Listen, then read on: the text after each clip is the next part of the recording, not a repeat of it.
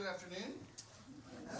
It's great to see everybody that's come out to assemble this afternoon and worship God in song and in the Word. We're going to be in the Word in Mark chapter 8 tonight.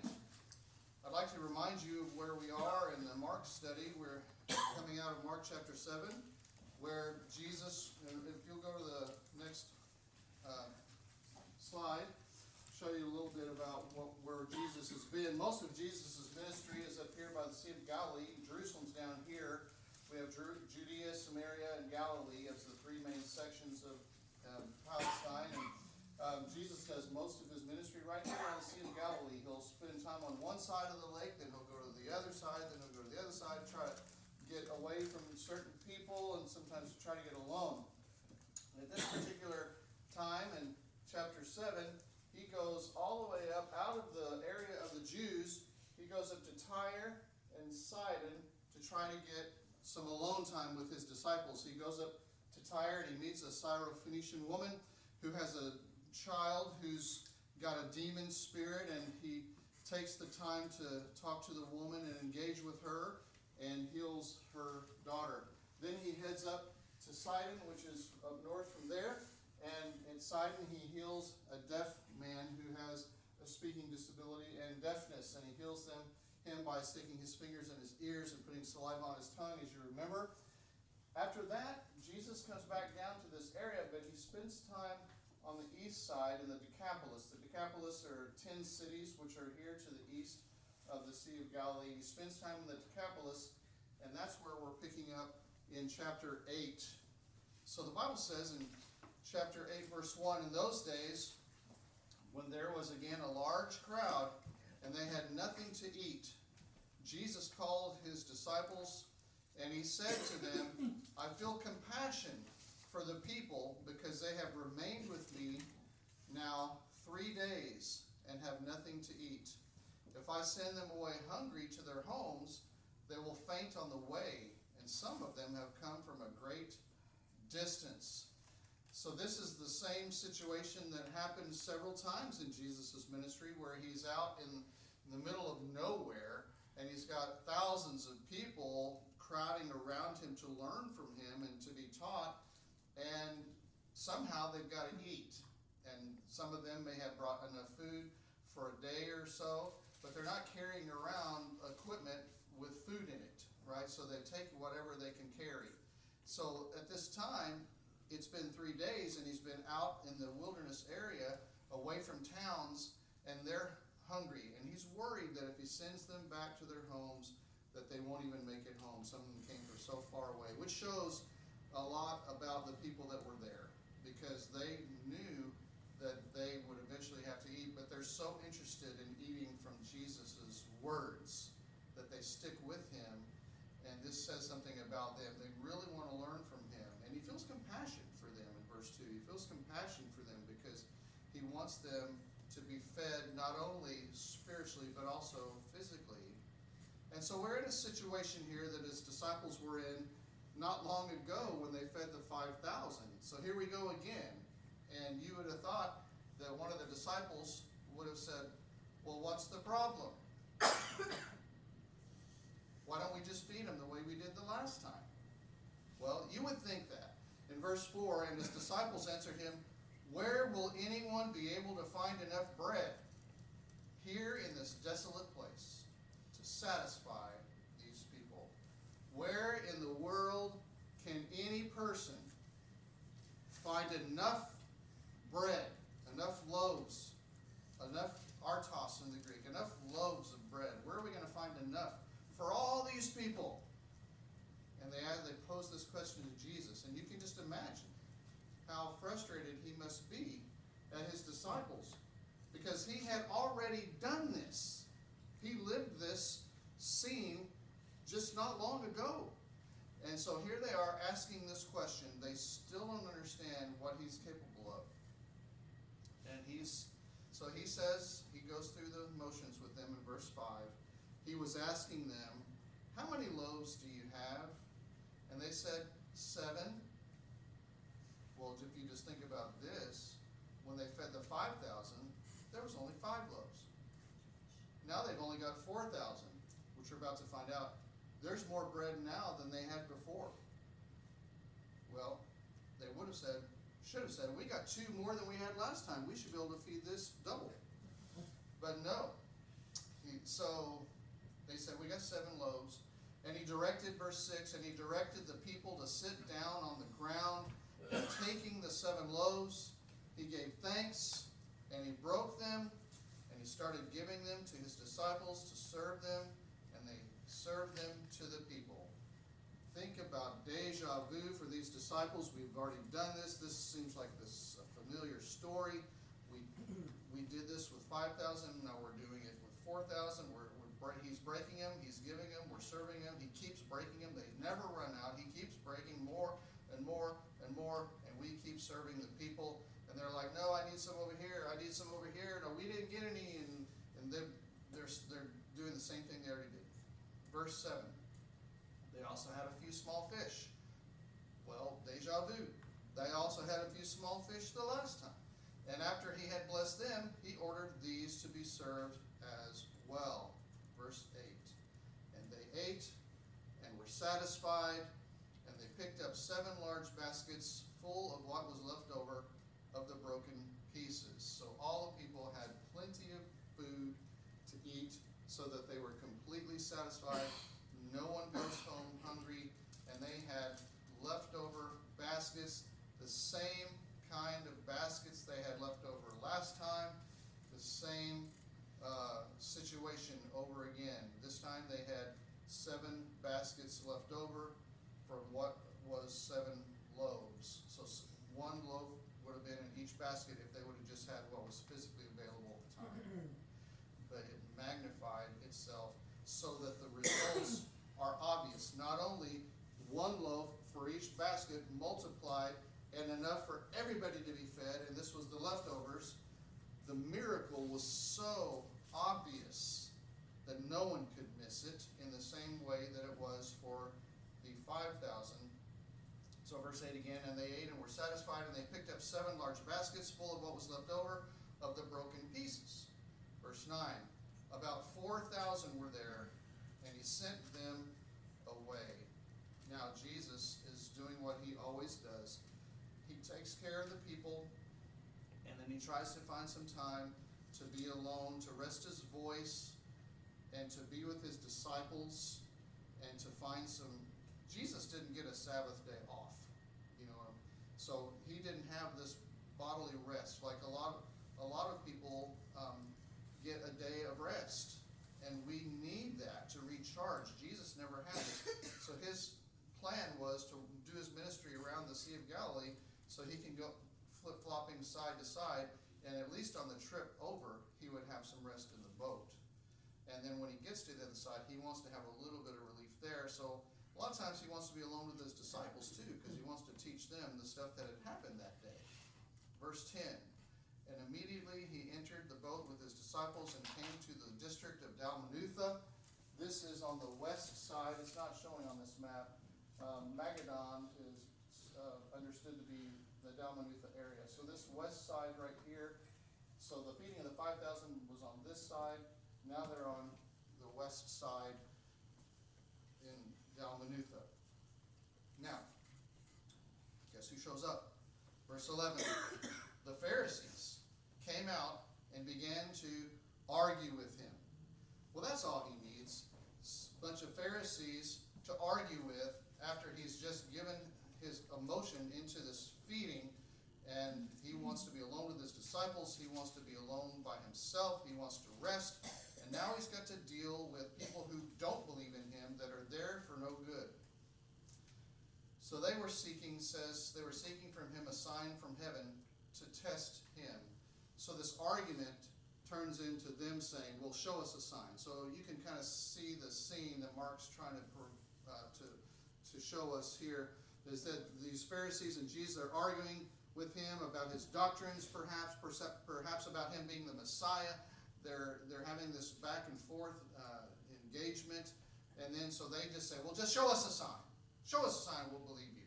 He had just shown a sign on the other side of and so Jesus only does miracles for a purpose. He doesn't show off. Jesus only does miracles for a purpose. Remember when he was in Nazareth and they wanted him to perform miracles, it says he didn't perform many miracles there. Because why? Because they weren't interested in following him in the first place. Jesus only shows miracles to those who are willing to receive him to confirm his message. So now he's dealing with some men who came out to challenge him, and they're asking for a sign, and he could have given one. He could have done whatever he wanted to do, but instead he does what? Verse 12. He sighs deeply in his spirit. My version says, sighing deeply in his spirit. Why? Why does this generation seek for a sign? He's exasperated with these people. Truly I say to you, no sign will be given to this generation. So he's saying, I'm not going to give you a sign because you have no interest in following me in the first place. So he leaves. Verse 13. Leaving them, he again embarked and went away to the other side. So he goes back. He comes over here and he's met by a bunch of Pharisees. I'm not going to deal with this. And so he goes back to the other side, where maybe he can do some actual teaching and make some more disciples for the kingdom. Verse 14, meanwhile, the disciples had forgotten to take bread, and they did not have more than one loaf in the boat with them.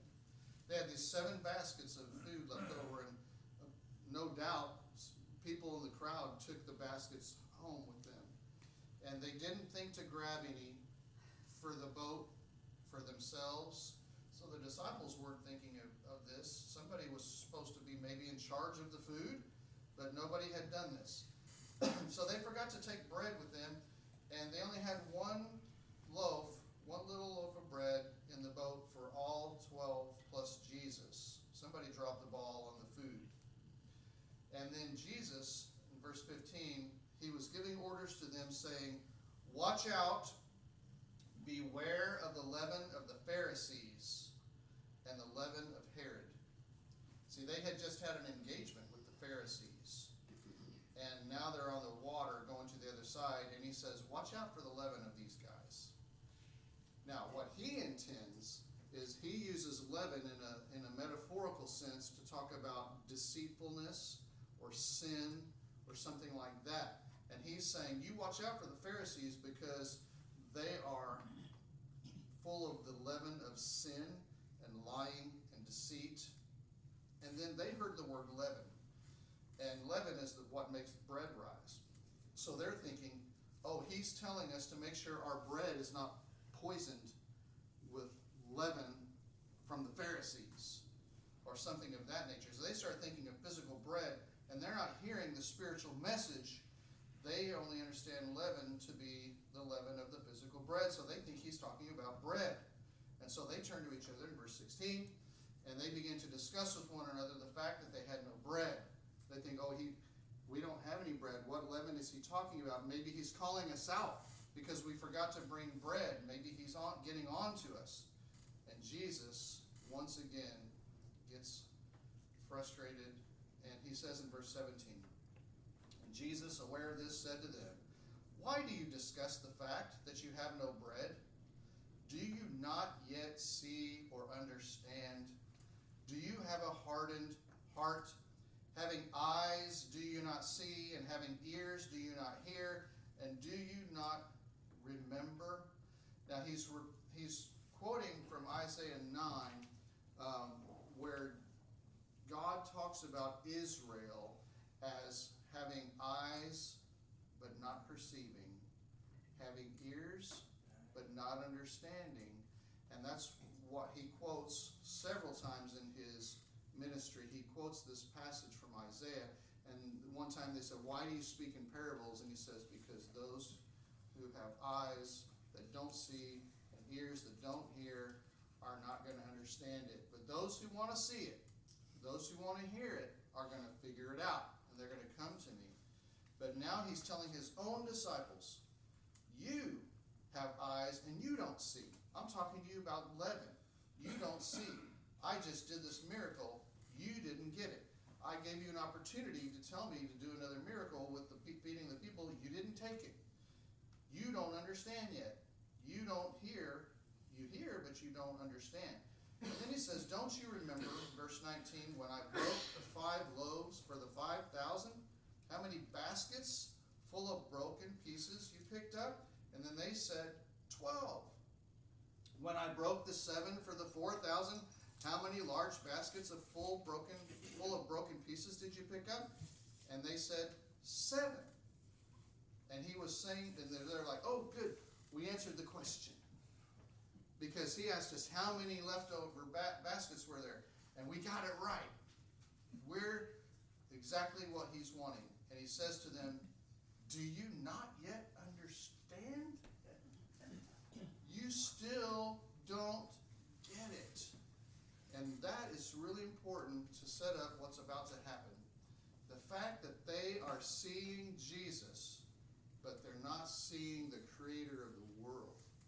The fact that they're hearing the words of Jesus, but they're not understanding that he is the creator of the world. They think he's just a man, and they think that God is doing things through him, but they're not understanding that he is actually God, and that he can do whatever he wants, and Jesus is revealing himself to them, but they still don't get it. Now, we'll keep that in mind as we go to this next section, verse 22. And they came to Bethsaida.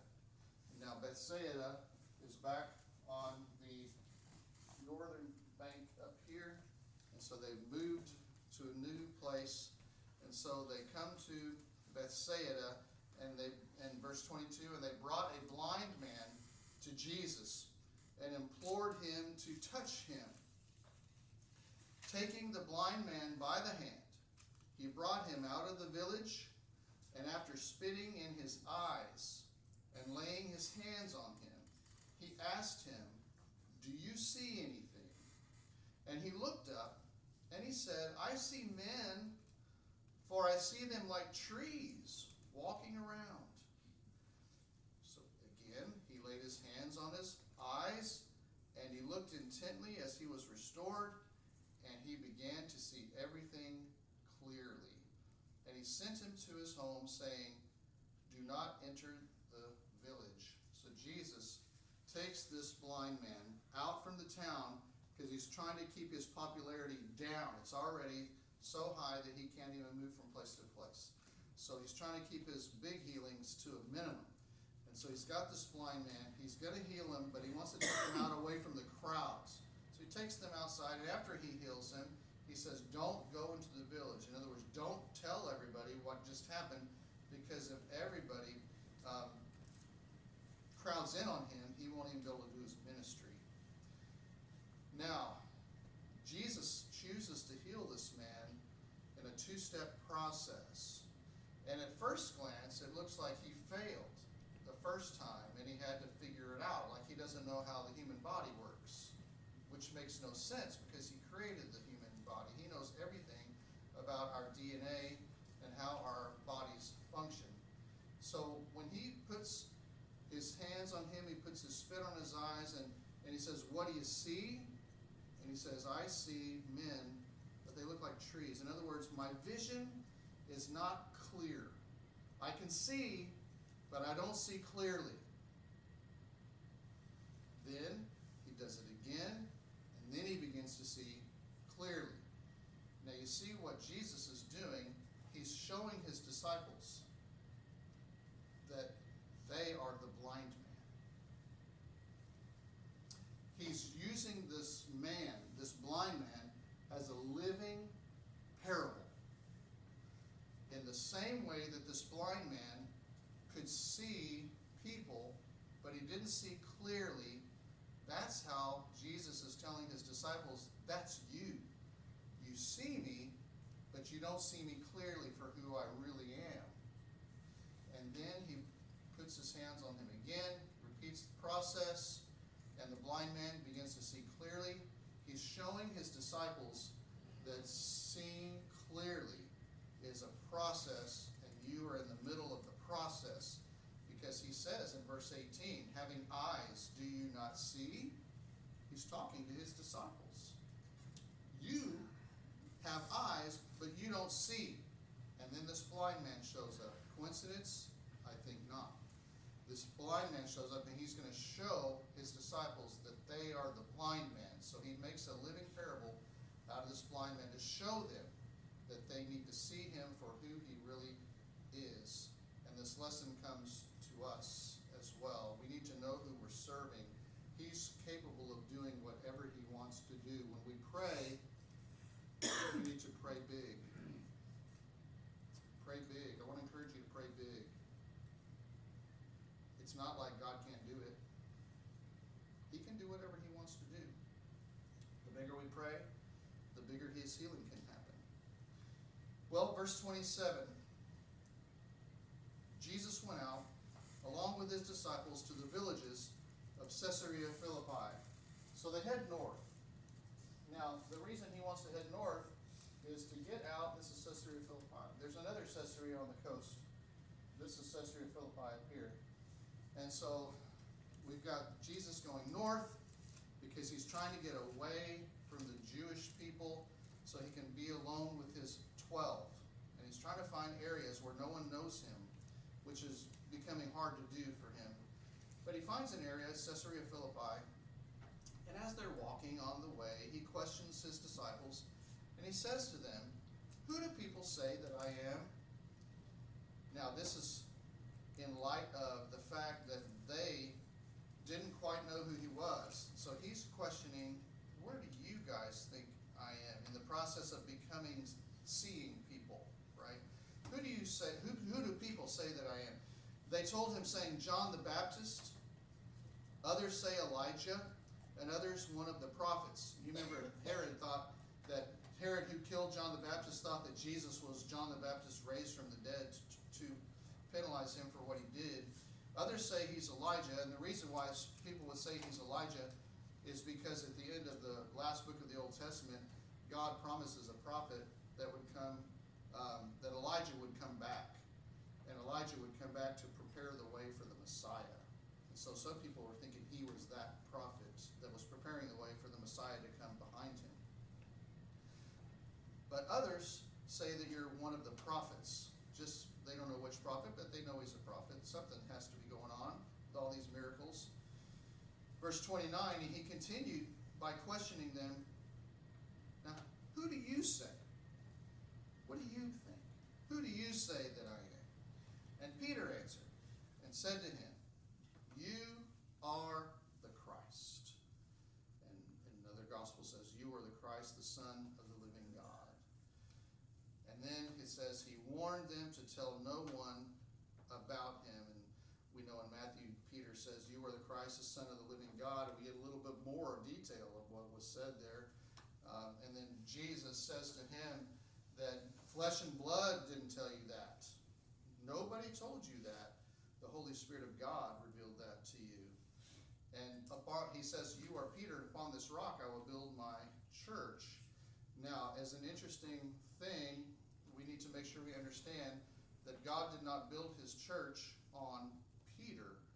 God built his church on Peter's confession. And that's easily seen in the Greek language because Peter is a masculine noun. And he says, you are Peter, masculine form of the word. And upon this rock, upon this Peter in the Greek is the feminine form of the word, which could not refer to him. It's referring to the confession that he made. So he says, you are Peter, and upon this rock I will build my church, and the gates of hell will not prevail against it. And after Peter makes this confession that Jesus is the Christ, the fulfillment of the parable of the blind man is complete. Now Peter sees clearly. Peter is seeing clearly, but is he though? We'll find out in a minute. But he's seeing more clearly. We'll say it that way. And so Jesus tells them in verse 30, don't tell anyone that I'm the Messiah. Because if we just start saying, that's why Jesus always refers to himself as the Son of Man. If he goes ahead and tells everybody who he is just outright, then the people who are trying to kill him will have more reason to be more aggressive about that. He doesn't want to deal with that. Verse 31.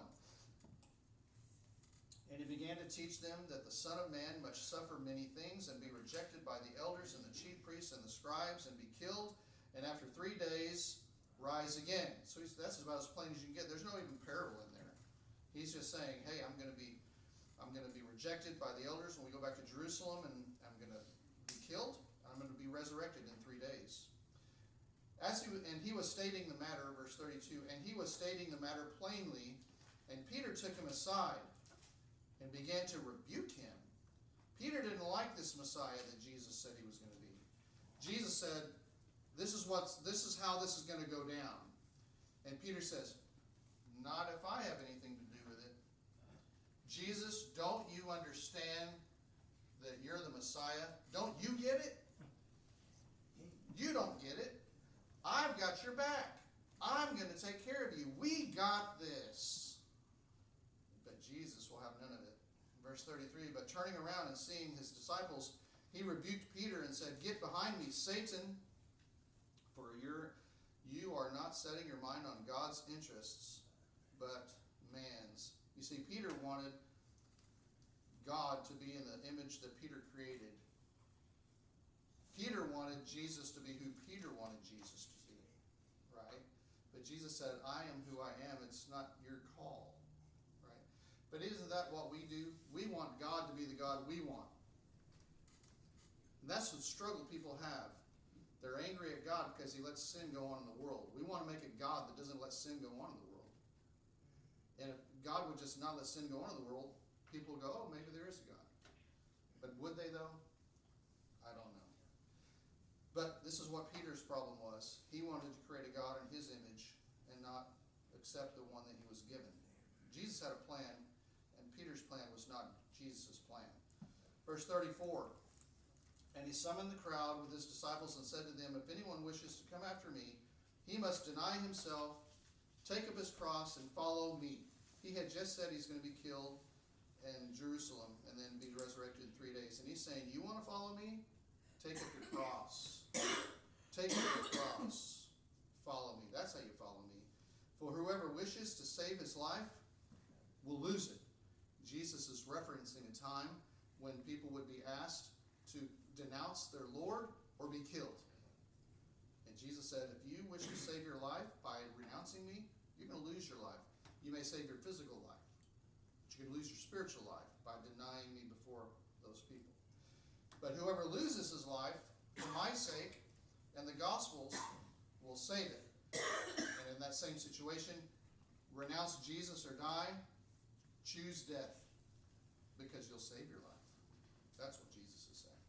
Verse 36, for what does it profit a man to gain the whole world and forfeit his soul? And for what will a man give in exchange for his soul? What is your life worth to you? What is your eternal life worth to you? Is it worth it to go through some suffering in this life to get to the forever? Or do you want to have as much ease here as possible and lose your forever life? Well, this is a choice we have to make. Jesus says in verse 38, whoever is ashamed of me and my words in this adulterous and sinful generation, the Son of Man will also be ashamed of him when he comes in the glory of his Father with the holy angels. He's referring again to people who reject his name in these situations where these disciples were going to find themselves in. They were going to find themselves in situations where they could lose their life if they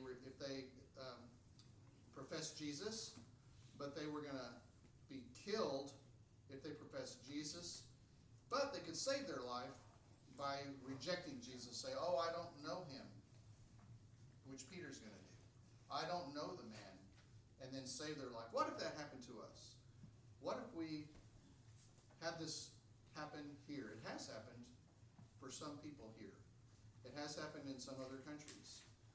If you were in a room knowing with a gun to your head or a sword to your neck, and the person says, if you renounce Jesus and praise Allah, you will live. What would you do? This is what Jesus is talking about. He who would save his life will lose it. If you want to save your physical life, you're going to lose your eternal life. We need to be all in for Jesus. And that means all the way to death. All the way to the point That's what it means, by the way, to be faithful unto death. It doesn't mean be faithful until you die. It does mean that, but it means more specifically, be faithful even if you have to die. Be faithful to the point of death, and I will give you a crown of life. How's your heart today? Are you right with God? If you are, God bless you. But if you need prayers of the church, we're going to offer a time for that. So if you have a spiritual need of any kind, we invite you to come forward as we stand and as we sing.